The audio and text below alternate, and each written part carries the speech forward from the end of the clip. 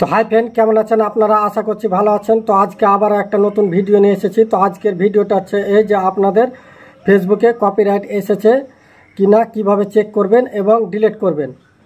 আর যদি কপিরাইট আসে তাহলে কিন্তু আপনি মনিটাইজ পাবেন না এবং ভিডিওতে ভিউজও পাবেন না।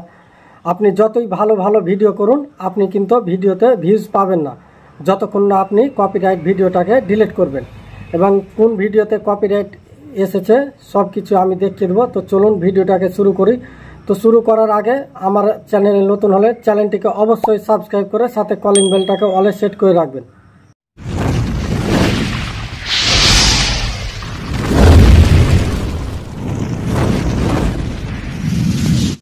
তো সর্বপ্রথমে ফেসবুকটাকে ওপেন করে নেব। ওপেন করার পরে উপর দিকে ডান দিকে যে থ্রি ডট আছে এটার উপরে একবার ক্লিক করব। এখানে ক্লিক হয়ে গেলে তারপর নিচের দিকে চলে আসব। এখানে হেল্প অ্যান্ড সাপোর্ট লেখা আছে, তো এইখানের উপরে একটা ক্লিক করে দেব।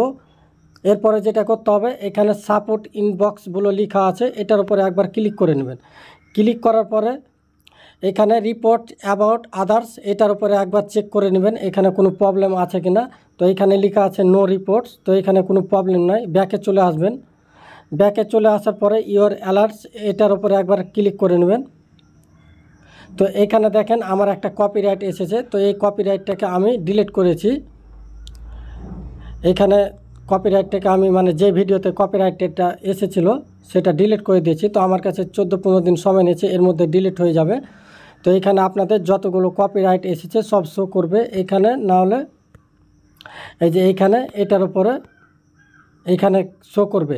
তো আমি ডিলিট করে দিয়েছি। তো এখানে আপনারা অনেকগুলো কপিরাইট যদি আসে তাহলে এখানে আপনারা দেখতে পাবেন এবং আপনারা ডিলিট করে নেবেন। তো এই ছিল আজকের ভিডিও। তো ভিডিওটা ভালো লাগলে অবশ্যই একটা লাইক করবেন এবং চ্যানেলে নতুন হলে চ্যানেলটিকে অবশ্যই সাবস্ক্রাইব করে নেবেন এরকম আরও নিত্য নতুন ভিডিও পাওয়ার জন্য।